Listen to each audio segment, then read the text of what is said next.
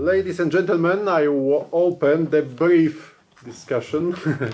Who would like to ask a question or comments on the presented papers, please? Okay, I have one question to Professor Szymon Pawelec. And second one to Professor Zbigniew. So first one is about about your opinion. Is, in your opinion, AI a threat or opportunity for expert opinions in this case? Artificial intelligence? Yes. Okay. As a tool.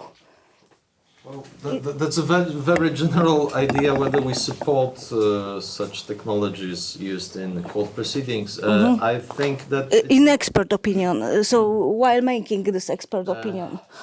I think that experts' opinion shouldn't be an area of prototypes and innovations as for using artificial intelligence. So if we have certain engines that were more or less verified for practice, and the expert itself know how to verify the artificial intelligence, that seems okay to me.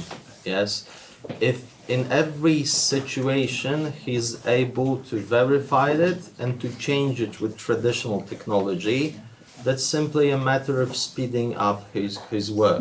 That's okay. But I'm very afraid of situations where the expert will not understand what he's doing, because in such situation he stops to be an expert. He's only a technician using a device. So that's my best. Thank you. Maybe it is the same problem with the teachers or academic professors using AI tools while teaching and this digital skills. And second one for Professor Więckowski. You gave us negative definition of this liability, in modern liability. And which one, what is your concept of this new liability of AI? As I said, there is no one model. Maybe do you have some concepts? Yes, that will fit all. As I said, I think that this model should be a mixture of different types of liability that will depend on the level of risk.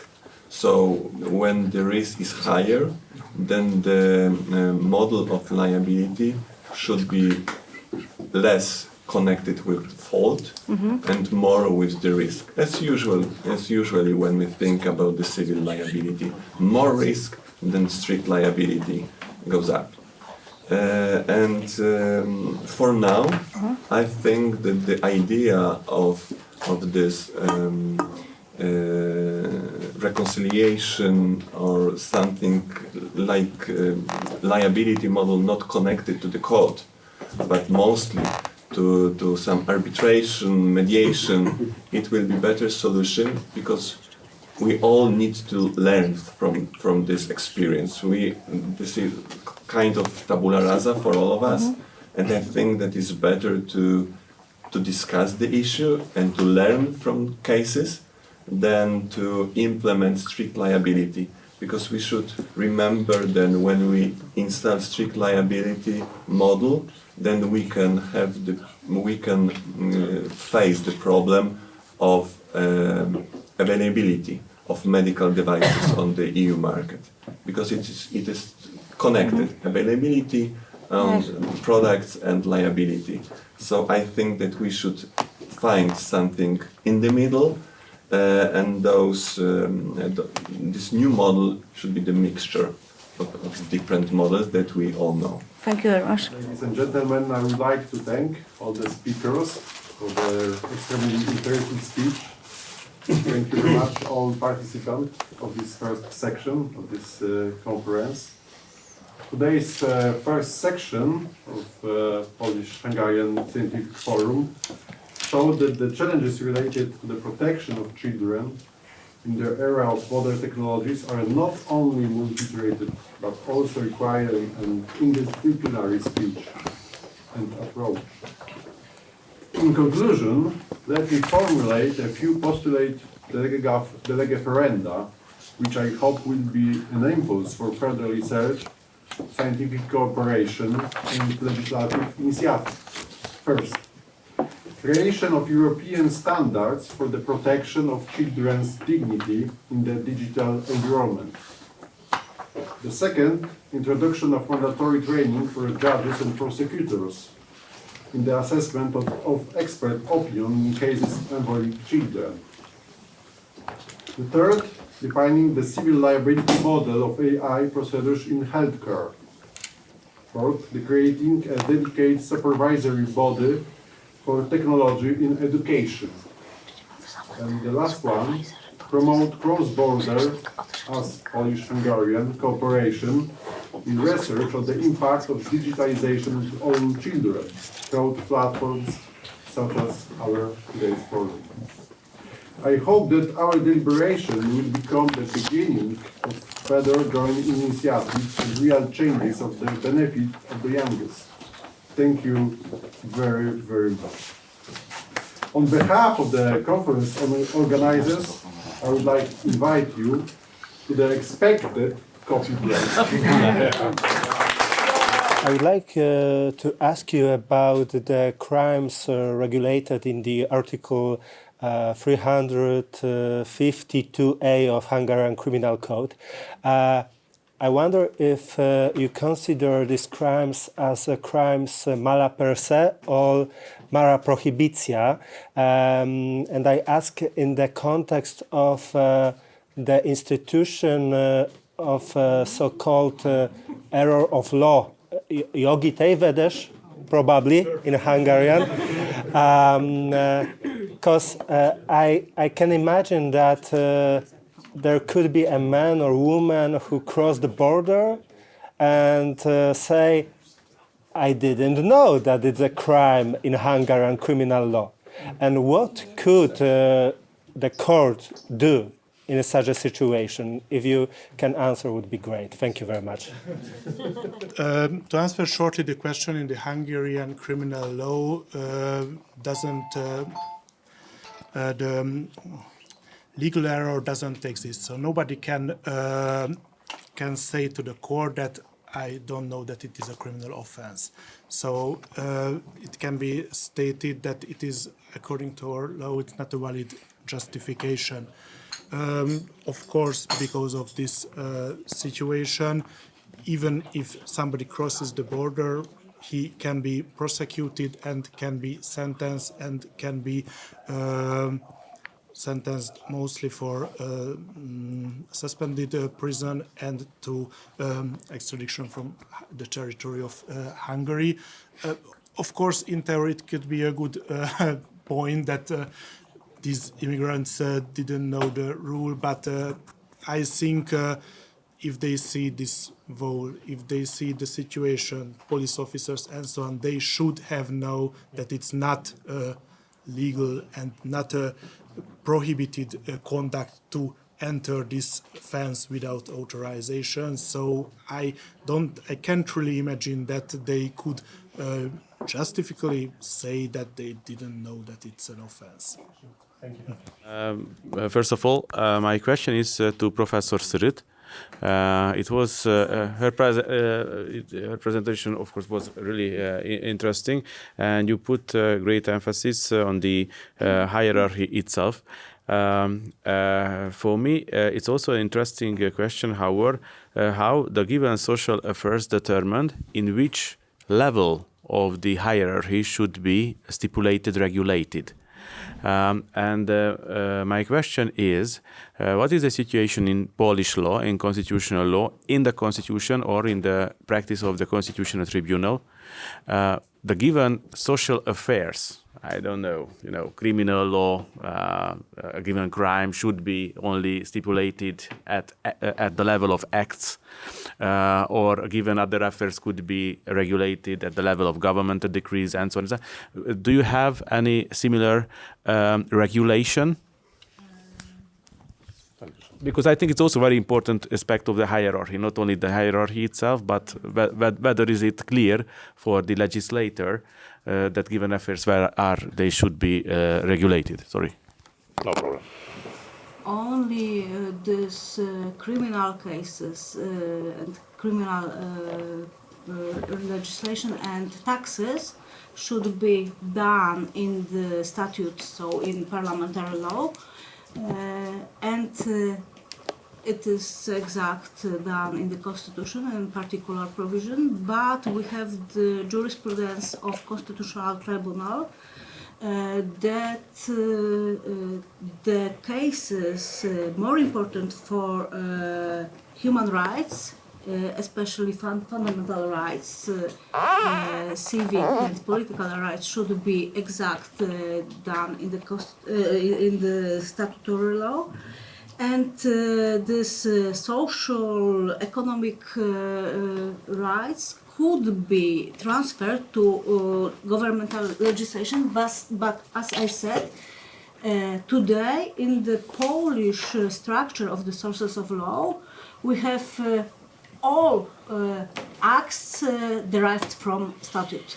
So you can't enact, for example, a resolution or regulation of the government without very specified authorization in the statute. For example, if you want to regulate as a minister or as a government, if you want to regulate something via universal binding law, you have to find the statute, so parliamentary law, you have to find exact provision that allow you to do this legislation, particularly on the subject with this content. Without this, you can do it. And what does the government today?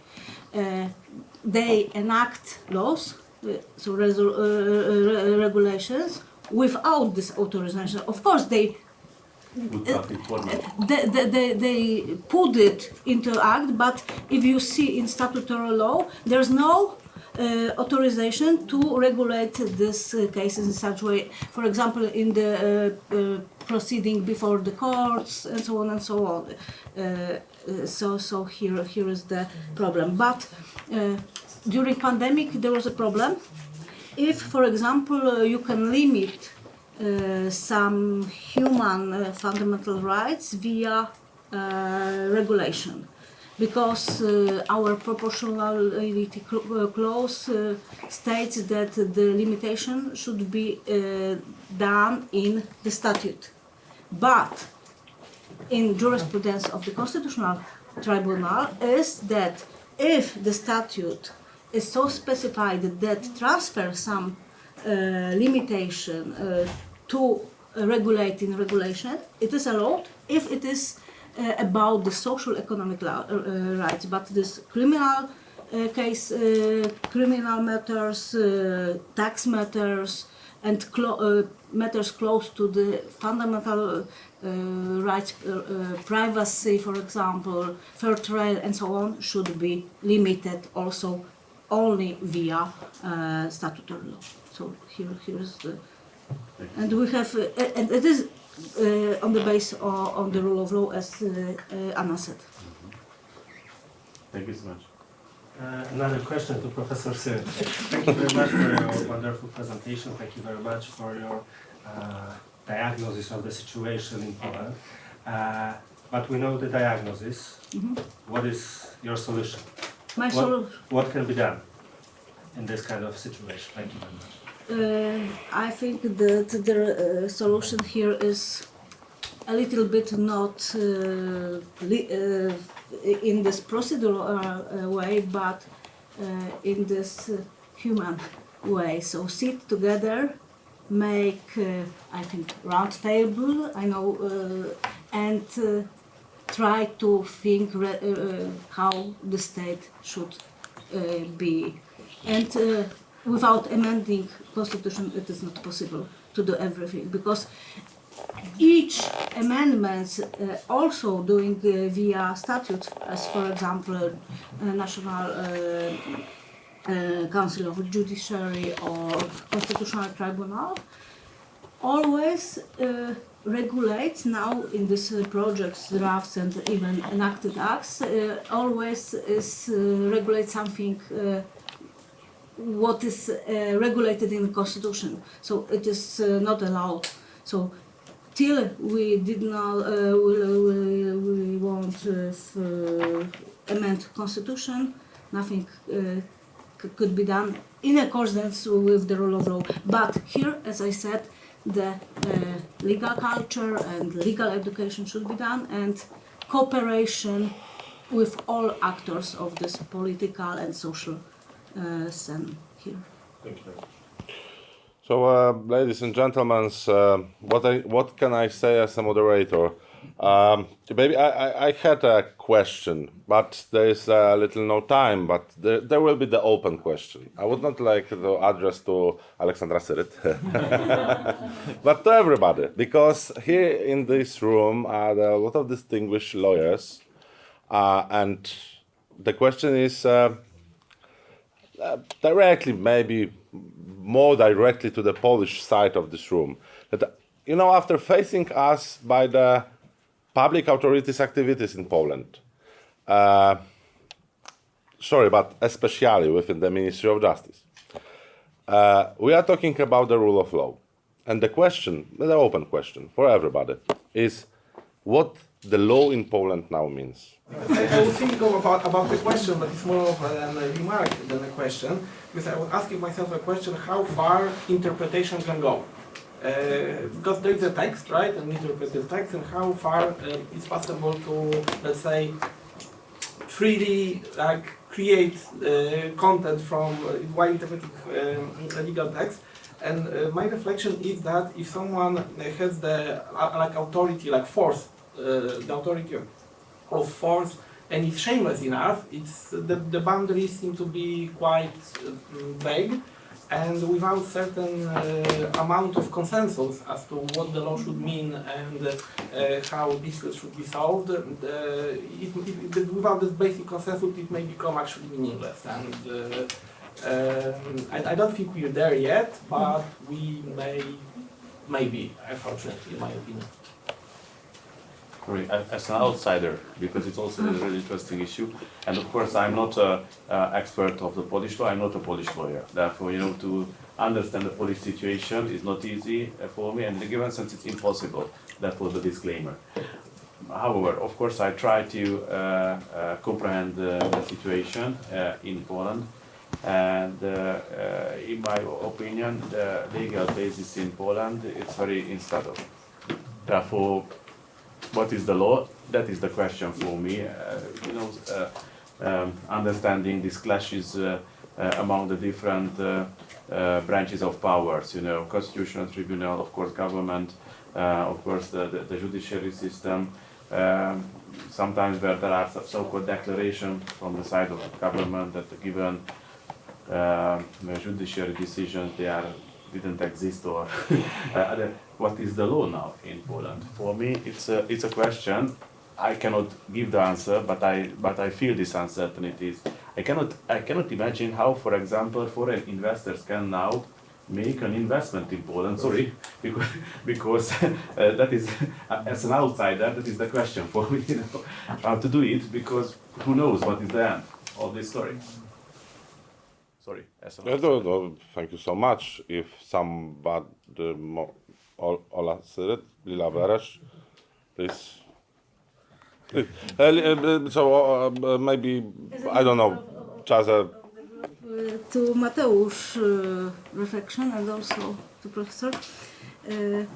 I don't know if it is now the problem of the interpretation, because I think the public authorities, some of the public authorities, don't think about interpretation. They use law or not law for their particular activities, and if there is, I don't know if there is any philosophy of interpretation of this law, because we have law, good law on some cases, and we do not use it because it is not comfortable for us. So we use expert opinion, even not on the interpretation of law, but the expert opinion which creates a legal rule. The same is For example, on the using this international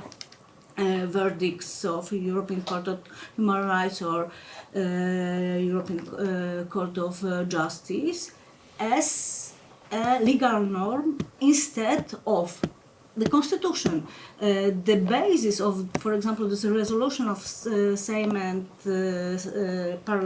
government are not particular articles from the Constitution and so on, but the names of the verdicts of the European Court of Human Rights and Court of Justice. So here I think there is no goodwill to fix it.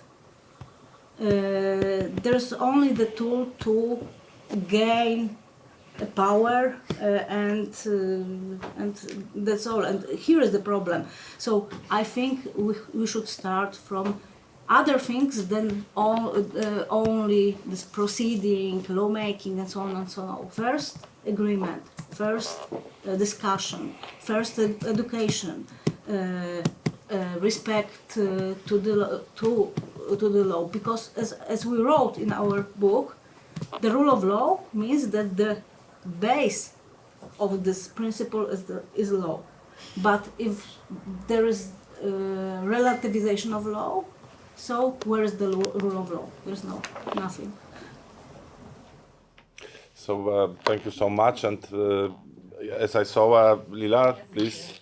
To be honest, I'm quite pessimistic with this whole question because, well, we are lawyers and we tend to think that law is the alpha and omega of every question and we can solve everything via lawmaking. But in practice and real life, you can give any kind of interpretation to law.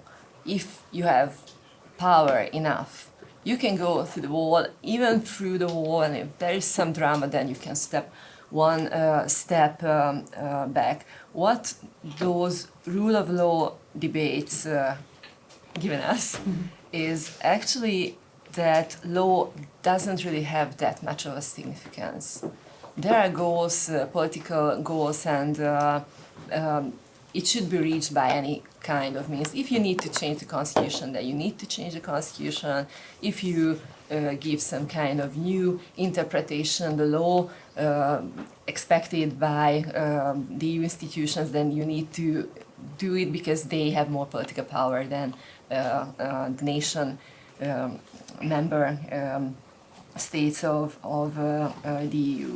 I also participated in some rule of law proceedings, and what I've seen that they didn't really care what was written down in the statutory law and how like decade-long practices are behind that, because at the end of the day, the main problem was that they don't have trust in us. And you can write anything in the law, because if they don't trust and they haven't given us trust in the previous 30 years, then they won't believe that what you do is for the rule of law. Yeah. So thank you so much. And I'm so sorry, but I have to force pass the discussion to the coffee break. Dear colleagues, I open the discussion and I invite you to pose questions and comments. So I would like to address my question to Professor Jakab. She's there, yes. So, Professor, you mentioned about this increasing trend of individualism, especially among the younger generations. I absolutely agree with it. When it comes to some factors causing this kind of issue, I think one of the factors is this ongoing erosion of the notion of nation.